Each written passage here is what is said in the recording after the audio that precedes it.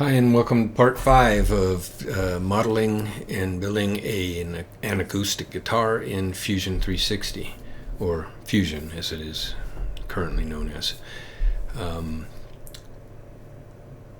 Part 5 is going to focus on the body, which is the top, the bottom, and the sides, including purfling, including bindings, including a rosette. Whether I can get through all of that in one video is up for grabs, so I'm going to start with the top, see how long that goes, and if there's time I'll go ahead and add in the bottom and the sides, which will be pretty short all on their own. The top's a little more complicated with the rosette and the binding. I'm sorry, not the binding, but the purfling. They both have the binding. So, but the bottom is basically the top without some of the extras. So it won't take me long to explain it, because it's really just take the top and take away the extras. The sides are pretty easy too, so let's see how far we get. And we'll close out that body, and this is our top. First thing we're going to do, let's just go ahead and back up the timeline here and get it back to the beginning. So first thing I do, I've got two different parameter files for this, and there's no reason that they shouldn't be in the first one. For whatever reason, when I designed this 2 years ago, I put them in separate ones. So to do a derive, if I haven't explained this before, it is under insert derive here.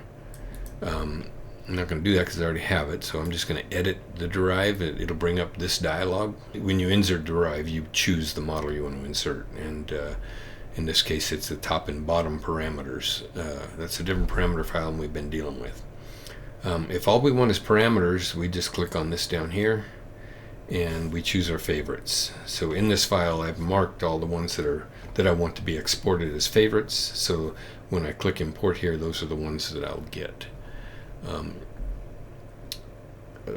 The parameter file, of course, has no bodies or sketches or anything else that I'd want to import, so there's nothing else over here to choose. Okay. Then I also did the same thing to import the acoustic guitar parameters. So after that, if I go in here, I've got my acoustic guitar parameters and my dreadnought top and bottom parameters. Top and bottom parameters, I've come in here and I've starred them all so that they come up here into the top, into my favorites. And on the acoustic guitar parameters, I only needed a few. So I got my tenon width, I got my tenon depth, I got my bottom radius and my top radius, and that's all I really need. So then I'm going to create a plane, offset plane. Let's turn that on. Let's turn on our origin so we can see where we're coming from, and let's edit that. So I've done an offset plane that is the thickness. Thickness is the thickness of my top and bottom. It's how thick I want it. In this case, it's 0.125 inches. So that's how thick I'm going to cut my top and bottom. And the reason for that will be clear in a minute. My first sketch is, of course, the body. Let's turn off those planes so they're not in the way. Let's turn on our sketches. Now there's a couple ways you can go about, there's probably a million ways you can go about creating your top and your bottom profile, your outline. This is the first one I did, and this is the one that I used in this model because I don't want to go through and have to adjust it. So, but it's, yeah, scary, right? This is done with fit point splines. It's mirrored on this side, but on this side I've created a framework here.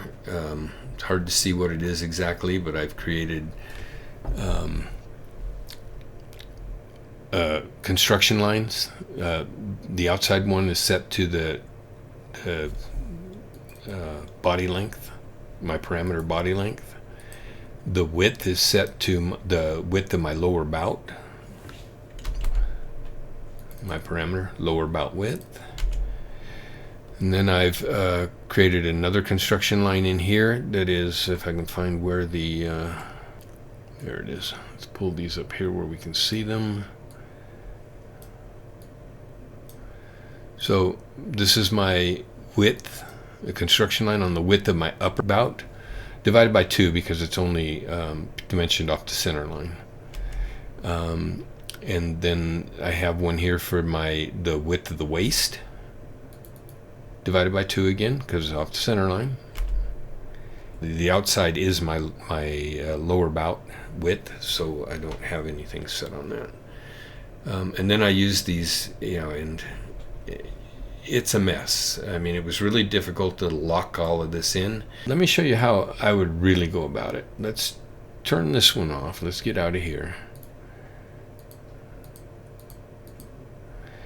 And this is my other choice, and they don't match up exactly, but there's a reason for that, and I can make them actually match up if I play with it enough. But with this one, I kind of like this one. This one, everything is tangent, and the other one, they're not really. This has got good tangency on all the curves, and it's done with circles. It's very simple, and it's easy to do. I'm not going to walk through the other one. It's just way too complex. This is what I'd recommend you use as a beginner. If you're good with fit point splines, you can do the other. I don't know what what this shape for dreadnought's really supposed to look like. It's basically a pear shape, but which one's right, this one or that one? There's not that much difference. I don't think it's going to make much difference in sound. And you can play with these circles and the diameters on these circles to make it look more like this one. Let's turn this off, and I'm going to delete a bunch of stuff and go ahead and create this thing again so you can see what I did. So let's get rid of the mirrored part, and let's even get rid of all of our geometry here. Okay. So first thing I did was create a little construction grid to work from. Let's get rid of these lines too.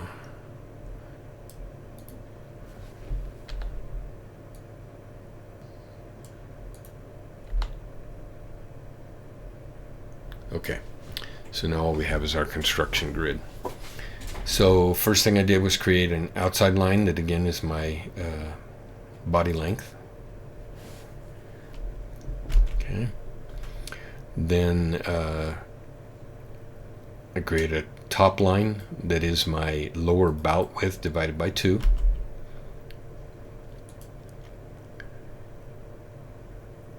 Then on the bottom I'm going to create, on the inside, now that I got those 2 lines, I'm going to create a horizontal line here.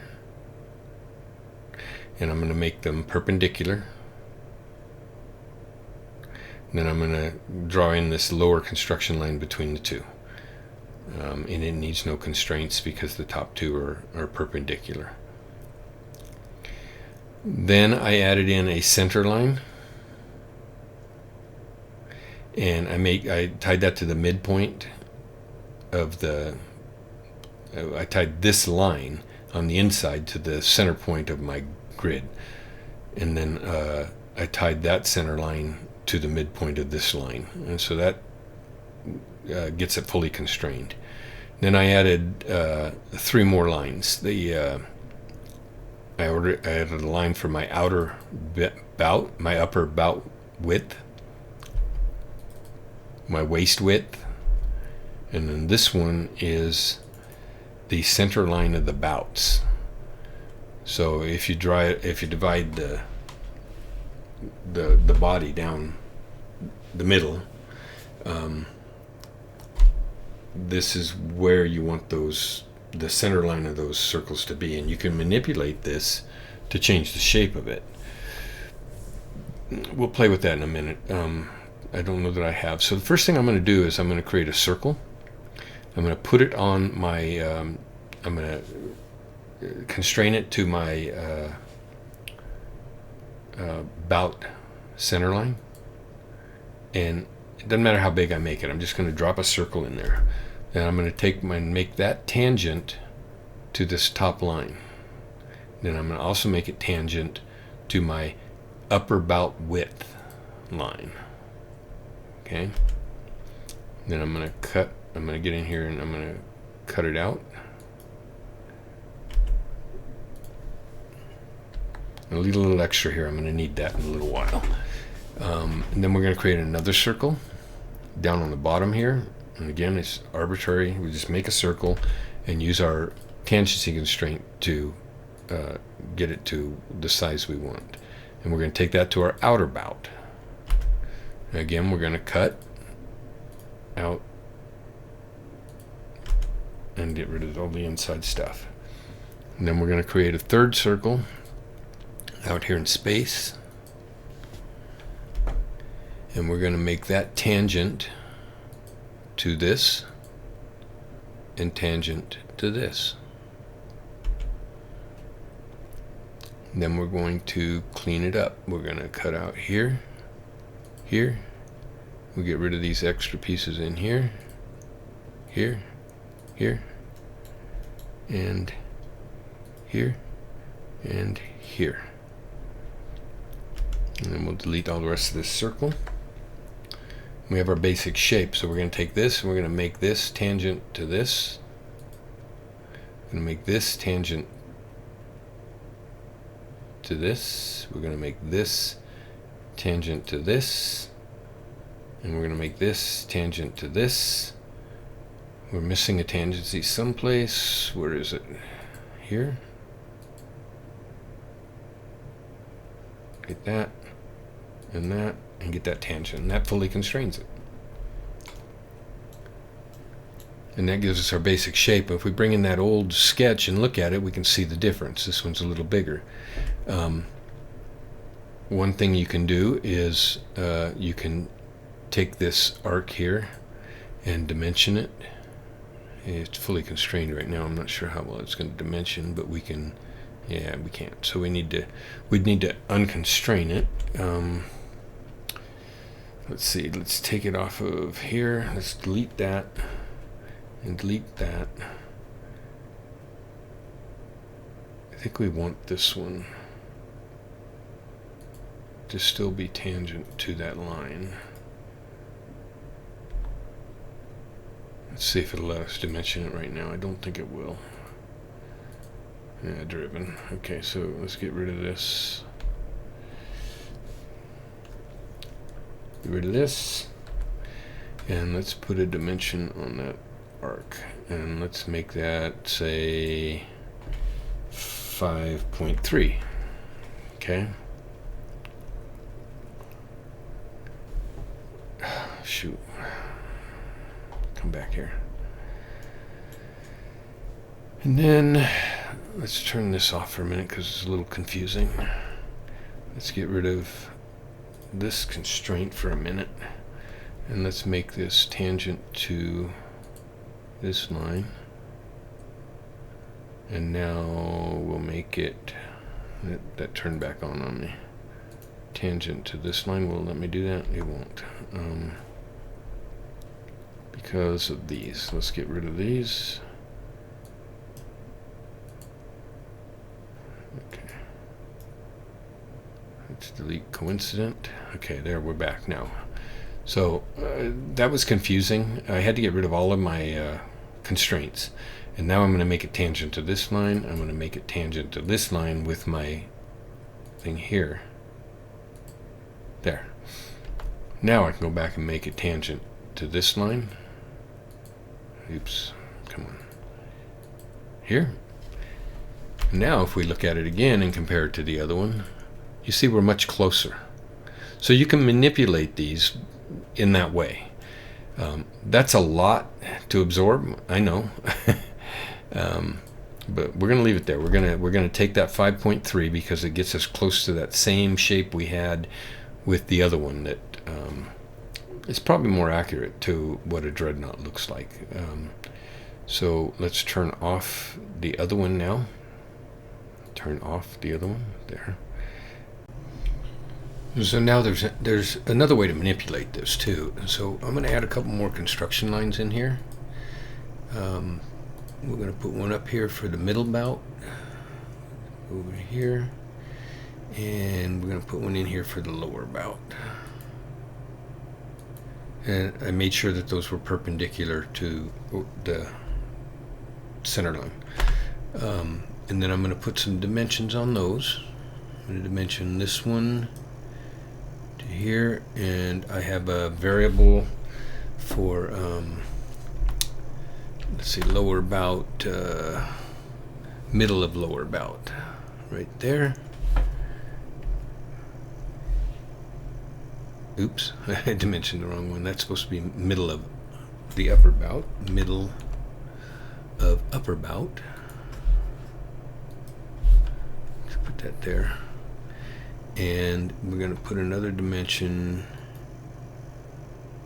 on this one that will be middle of the lower bout. This gives us a visual on where the center of this bout should be. And this looks like it's a little off, although it, if we bring back in our other thing, it looks like it's pretty close to where the other one was. Maybe just a little bit higher. So we can try to manipulate it to get close to those. So one thing we could do is if we let's take this dimension of this radius off of here, and let's just move this instead. So let's take this dimension off as well, and if we move this line, you see how it moves, right? So we can position that. In fact, we could have left, let's back it up and let's leave that radius on the bottom, because the bottom one looks pretty good, I think. I don't think we really want that to go anywhere. But then if we take off this bottom dimension here and we manipulate this, now the upper one will move up and down. So we can move that and position it right where we think the middle is. We can't really, we don't have a center point on the circle or anything that we can make coincident to that line, but we can get it pretty darn close just by looking. And then once we have it where we want, then we can come back and put a dimension back on this, and 5.54. Let's just make it 5.5. Let's see what that looks like. That looks pretty good, right? So that's just another way to manipulate that. Now we just need to put in our lines here to the center point. I believe we have some cleanup to do on the bottom one. We need to trim off this little piece right here and here, so that it's just to that tangency. That's all we want left. And then we'll draw a line from here to the center line, and we'll go to the top and draw a line from here to the center line. Okay, and that's our completed thing. If we turn off our construction geometries, turn off all this stuff, and then we get just our, something looks off here, doesn't it? I don't know what it is. Maybe not, I don't know. Yeah, I guess it was just kind of weird. It looks like it's okay. But there's our basic shape. So now we can, let's turn back on our construction geometries and mirror that across. We'll take all of our lines,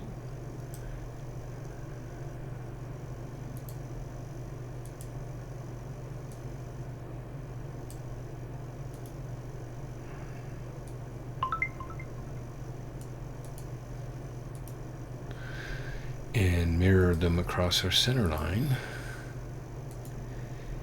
And whoops, I didn't mean to say finish, but you know, there it is anyway. Let's open that back up for a second so we can compare it to the other one. Somehow this got loose, so let's put a constraint back on that just for there. So let's bring in the other sketch and compare it. And that's pretty close. I mean, it's a little more tangent here on this curve up here. It doesn't come in at such a sharp angle. I think that's better, actually. I like it better. But it's pretty close otherwise. I think it's just a better shape. So the fit point splines, not a fan. I've never been a fan of them. I do prefer control point splines when I do need to use splines. But this is a pretty good shape. I really like this. This is what I'd do. So there's our shape. I'm going to turn that one off, and we're going to work with this one since the model is based on it.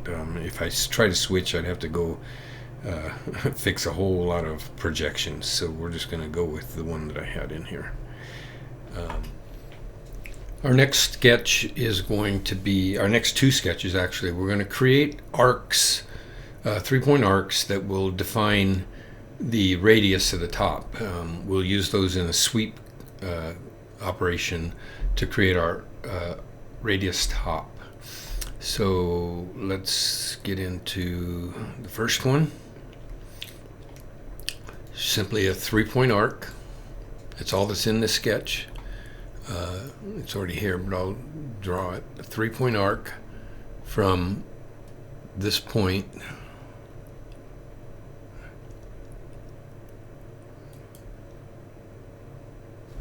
come on, behave. 3-point arc from here. Alright, well, we'll do it its way. We're just going to create an arc here. Then we're going to connect it in here and over here.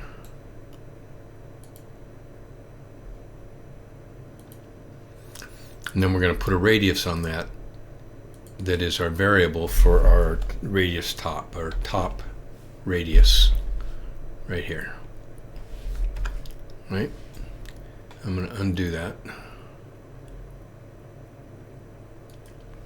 because I already have it in here, of course. Okay, so that's all there is in that one. We turn this up and we turn off that first sketch. That's all we have is, I guess I should have said we needed to project in that center line of the, turn it on here, the center line of the body. And we don't really need the center line, we just need the 2 points, but either way works. Okay. Next thing we need is a plane on path. So we're going to create this plane. Let's turn off this sketch that's going to be attached to that point on that end of this 3-point arc we just drew. Doesn't matter if it's tangent or not because there's only one line.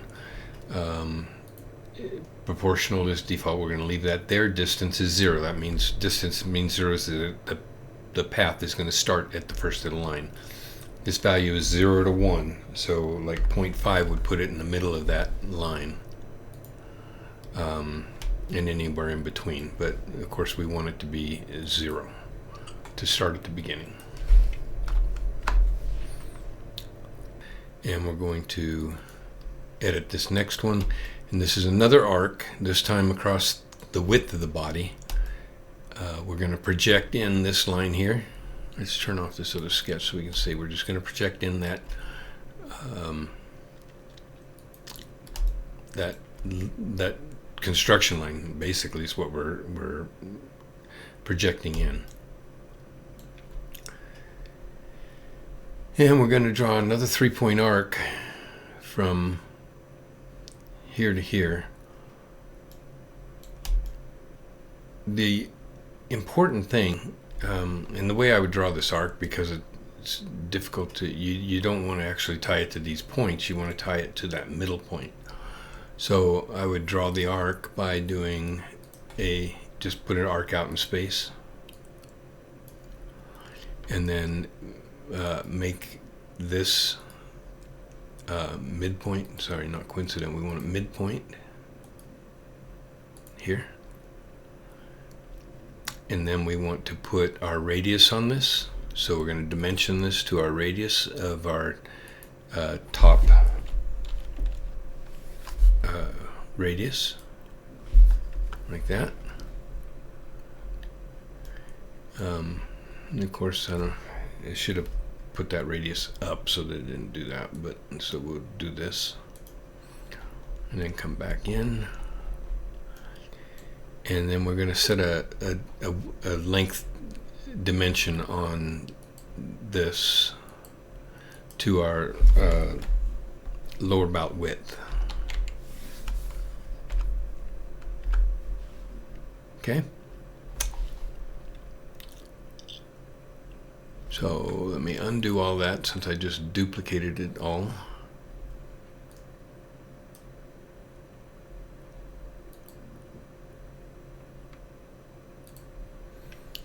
And we're left with just that projected in line, but also, and again, all you needed was that point, because you can't tie it to these lines. If you did, it would be above instead of below.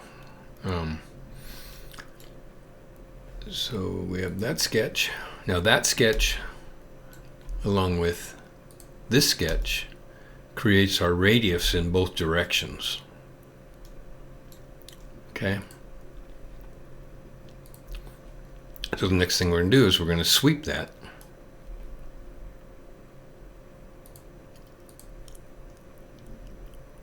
And our sweep command is simply our profile is going to be the line on the width of the width of the body, and our path will be that that arc we created, the length of the body.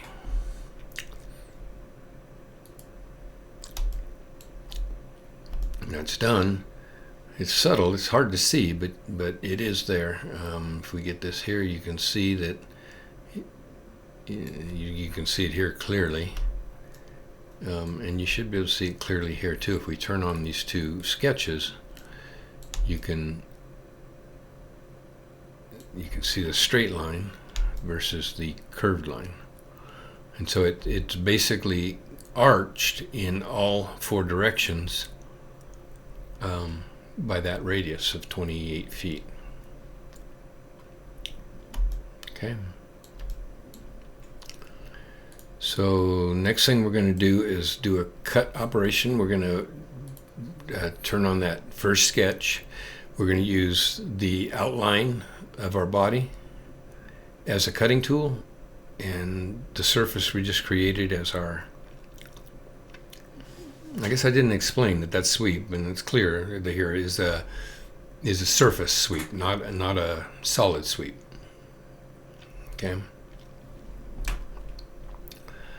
So that cut operation looks like this. Our cutting tool is that shape of the dreadnought, and our faces to split is the body we created.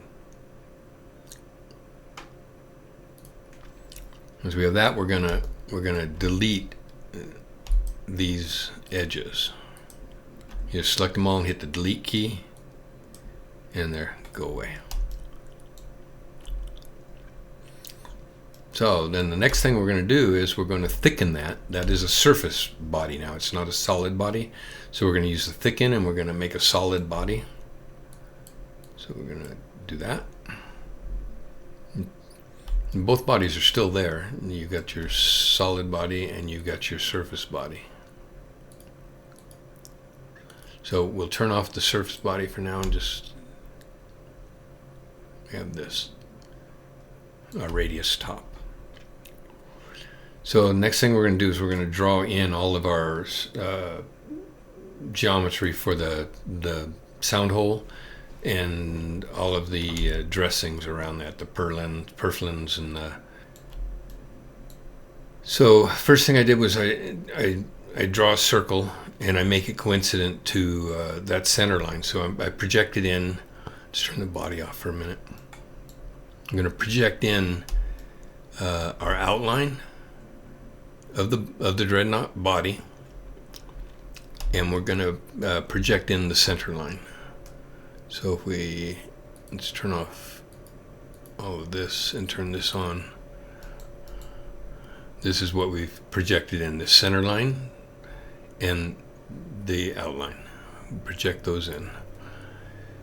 Then for our binding and our purfling on the body, we're going to just do 2 offsets, one at 0.1 and one at 0.2, the width of our purlin and the width of our binding. I'm just making those 1/10 of an inch. I didn't parameterize those. You could easily parameterize those, so you could change them if you wanted to, but I think it'd be pretty uncommon for them to not be that dimension. And then for the sound hole, I drew a circle and I made it coincident to that center line that I projected in. And then I put a dimension on it, and that dimension is the sound hole distance from the heel, our parameter, plus the sound hole diameter divided by 2. And that places the outer edge of that circle at 4 inches. My sound hole distance from heel is 4 inches, and my sound hole diameter is 4 inches, so that gives me a 6-inch location for that hole, and that gets it fully constrained. And then from there, I'm going to do a set of offsets. So let's finish the sketch for a minute so you can see what we're doing. I'm going to take it out here, let it calculate. And we're on the bottom, so I need to turn it over. But so that first circle, that first offset is going to be this section of the top, followed by a purflin, followed by top, followed by rosette, followed by top, followed by more purflin. Okay, let's go back into the sketch.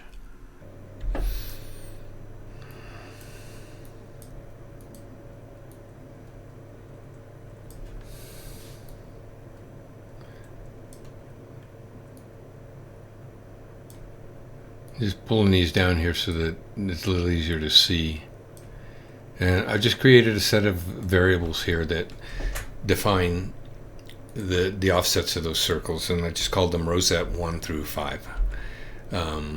So each offset is parameterized to that. So the offset to the first border of that first purflin is rosette offset 1, which is 1/4 of an inch. And then I add 1/10 of an inch to that for the outside of that purflin. Then I added in another 1/10 of an inch to get to the edge of the rosette. My rosette is going to be a 1/4 inch, it looks like, to 5, yeah, 1/4 inch. So I added a 1/4 inch for rose offset 4 to give me the width of the rosette. Then another 1/10 of an inch and another 1/10 of an inch for the outside rosette. Just one last thing to add to this sketch. We need to put this geometry in here that we use to cut our slot in there for the tenon to fit into. So that's just we're going to project in this top line here, and then we're going to draw a line across the top and constrain that to the midpoint of that projected line. Then we need a horizontal line, and up here also that line we just drew up on top, we want to make sure it's horizontal. Then we need a vertical constraint on a side line, and then finish the square, making it perpendicular to that center line that's already projected in. Then we just need to constrain it. The width, the length of this line is mortise depth, and the width of it is mortise width. And that's it. Okay, next up we're going to cut out our sound hole, and we're going to create our channels for our inlays, our purfling and our rosette. So first thing we're going to do is do an extrude. One thing to keep in mind here, let's finish the sketch first, is that this sketch is not on the surface of the top. Remember that surface is a curved surface, and we can't sketch on a curved surface. So we're sketching on a plane that is above, below, or in the middle of this thing. I think it's probably a combination of those. Part of it might be above, part of it might be below, because we're just on that top plane or bottom plane of the flat surface.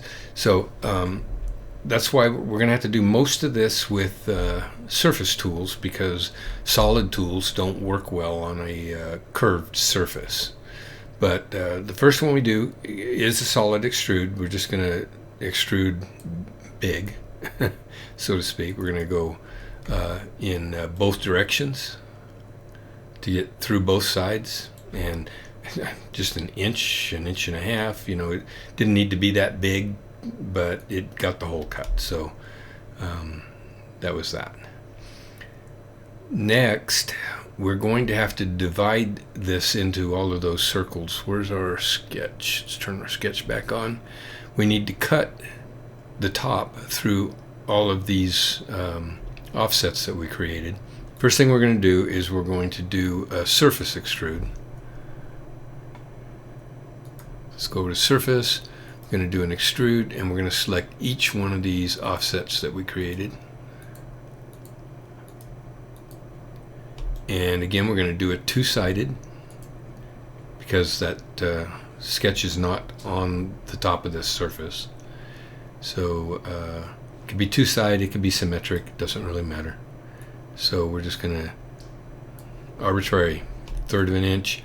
We can see that we're through on both sides, so we'll accept that. Okay, now I'm going to delete that and jump here.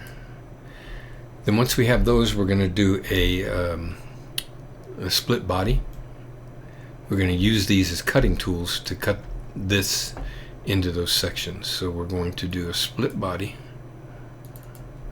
using each one of those as a cutting tool, with the body to split being, of course, our top. Okay, we're going to do that. It turned off a bunch of these, so I'm going to turn them back on just quick. So it's going to look like this when we're done. And then we're done with these now, so we're going to go ahead and just delete these. So we're going to select each of these faces. If I can get in there and grab them. Grab that. I'm going to do shift, select, shift, select, shift, select, shift, select. And I'm just going to hit the delete key and delete those faces.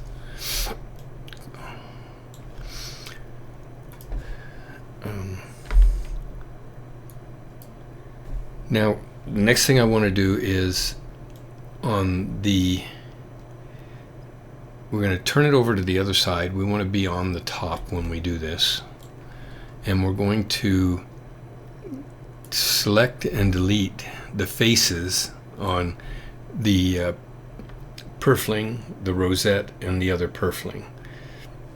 So that's when we select this face and hit the delete key, it will leave behind a surface body at the bottom of that channel. Okay, so that's all the way down here. This is just now a surface body down here. Okay. Let's see. Delete that, and we'll just jump ahead here. Okay, and then we're going to do a thicken on each one of these, and that thicken will be the bottom of the channel that the rosette and the purfling will go into. So we're going to thicken those up to 1/2 of our top thickness. So we'll grab our thicken tool under create, thicken, we'll select the channel. We can select them all at once, you don't have to do them one at a time like I did. in the model here, you can see these coming up, these three thickens. We can grab them all three at once, and we can say we want to go minus, we want to come up, so we're going to say minus, in parentheses, thickness divided by 2, close parenthesis. Oops, didn't get that. Thickness, ref, divided by 2. All right. So now you can kind of see, I guess. Let me hide a couple of things so you can see what we have. I'm going to hide these three bodies, and you can, oops, those weren't the three I wanted to hide. Which ones? So there, that hiding the main body does it. You can see now that that is a new body in the bottom of that channel. Okay.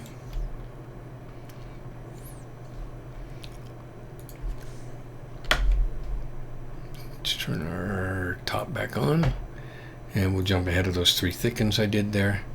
Now what we're going to do is we need to create the actual purfling and the rosettes. So that's what these three lofts are. We're going to loft. We're going to go up and grab our loft tool. We're going to loft from the top edge. Let's turn off our sketches because we don't want the sketches. We want the body. We're going to loft from the top of there to the top of there. We're going to loft from the top of there to the top of there. Actually, we don't want to do it that way. We're going to do them one at a time. So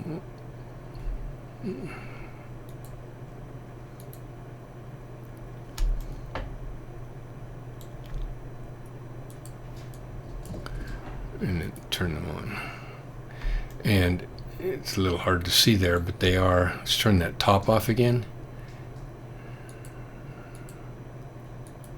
Which one it is, who knows? Okay, so that does it right there. So now you can see that we have a surface up here on the top.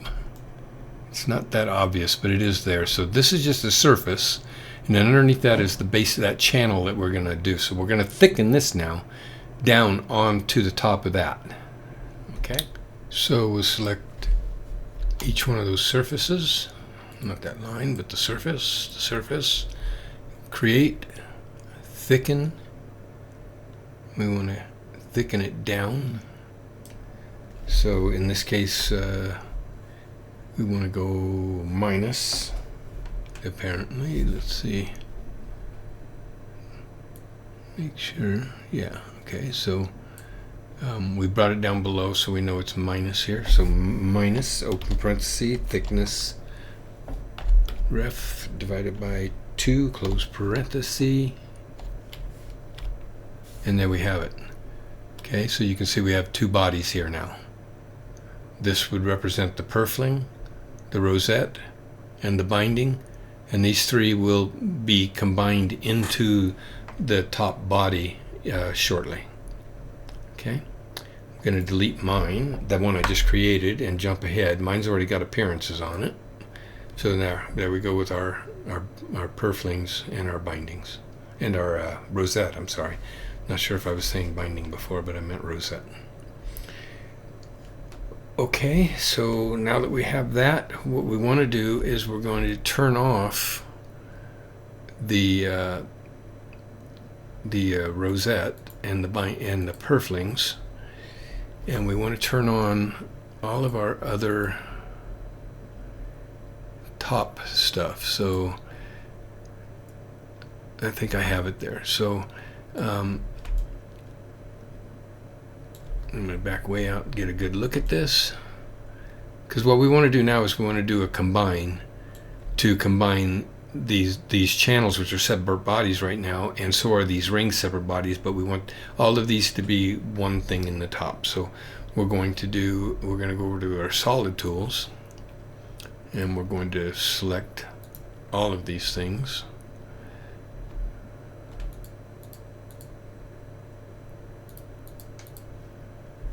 And we're going to do a join. Okay. And jump ahead. And so now the top is one piece with the channels in it for our inlays.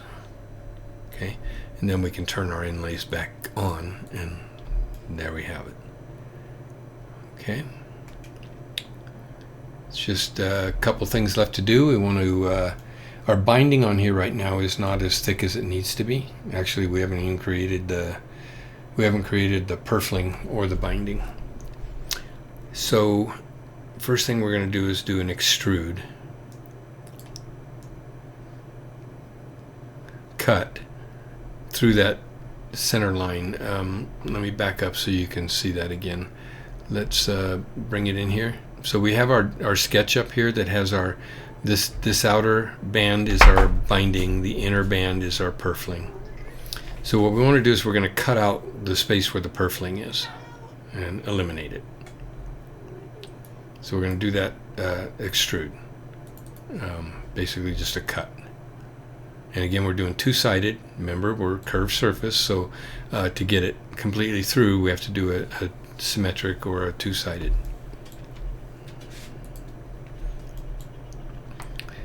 Now that I have that, I'm going to do a surface extrude in our surface. And I'm going to turn off my bodies for a minute and just get my sketches. And what I'm extruding is these two lines here. Okay, so let's take a look at that extrude. Oh, turn off the bodies again. And so you see I have those two lines selected. And when we say OK and turn our bodies back on, we have these two bodies here now that are in there beside that. So now what we want to do, we want to bring in the surface top. So we're going to turn off our top, our solid bodies for our top, all of it. Okay, and we're going to turn on our solid, our surface body for the top. Okay, see that?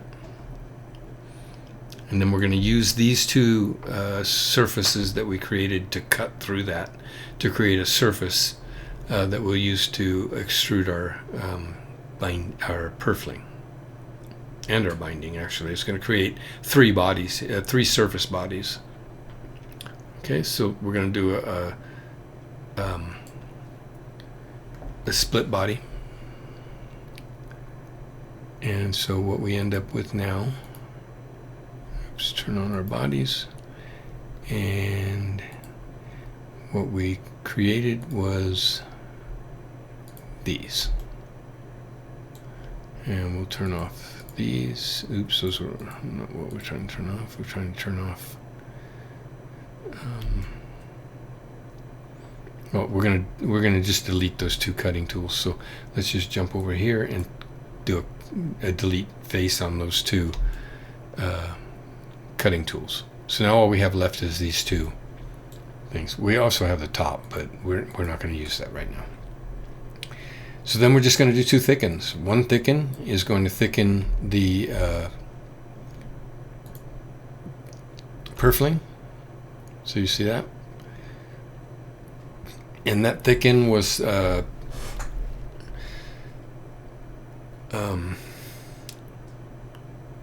thickness of the top.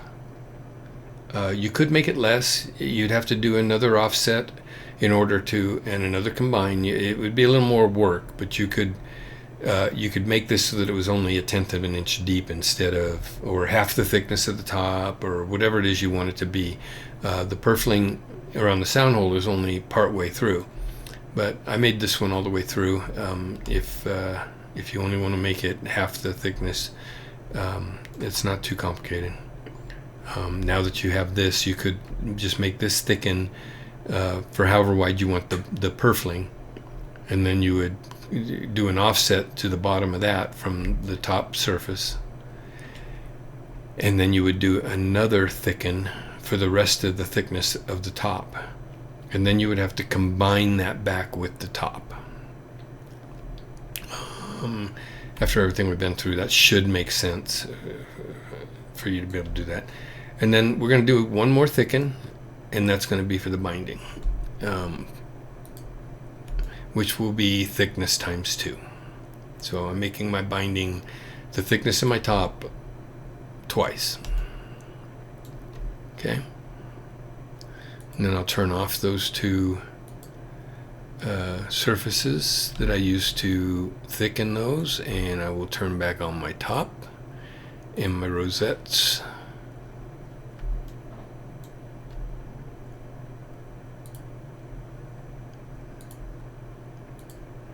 And my rosette purflings. And there we have our top. So we'll turn off those sketches. And that's our completed top, except for cutting out that slot for the tenon. So let's get that up here.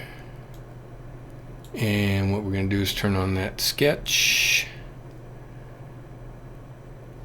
And that's where we're going to cut out. I'm going to turn a few things off here so we can see what's going on. And then I'm going to do a surface patch.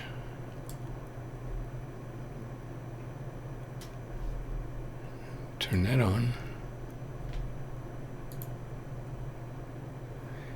So I've got this patch here now at the top. If we want to look at that, curve 1, curve 2, curve 3, curve 4. Simple as that. And it's a new body. Okay, and then we're just going to thicken that with a cut operation. Let's turn back on our, let's back up that thicken for a second and turn back on our bodies. The top, purfling, binding. And then we're going to do that thicken as a cut operation. Again, symmetric. We'll make sure we go through both sides and cut out our slot. Turn off sketches, and that's our completed top.